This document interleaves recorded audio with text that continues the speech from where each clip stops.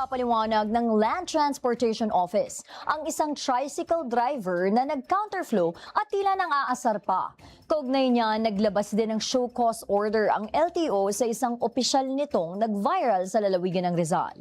Si Jap Regala, una sa balita. Ipinatatawag ng Land Transportation Office ang lalaking tricycle driver na lumabag sa batas trapiko at nagpakita pa ng agresibong aksyon sa kalsada.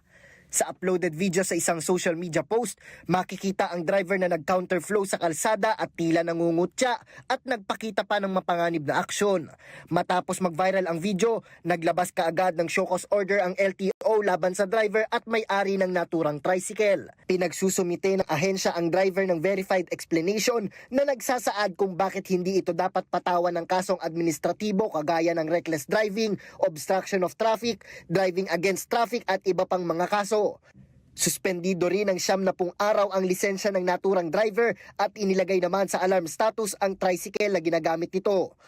Ayon sa ahensya, sa oras na hindi ito sumipot ay maaari itong masampahan ng kaso base sa hawak na ebidensya ng ahensya. Samantala, pinagpapaliwanag din ng Land Transportation Office ang LTO officer na naging viral sa social media kamakailan. Ito'y matapos makuhaan ng larawan ang naturang officer na di umano'y nagtatago at nakapwesto sa likod ng isang poste sa Taytay, Rizal.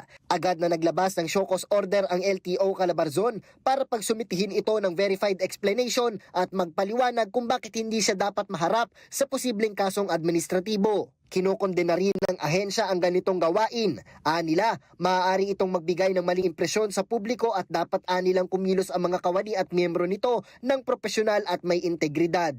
Nauuna sa balitang totoo at laging bago. Jap Regala, alauna sa balita, Congress TV.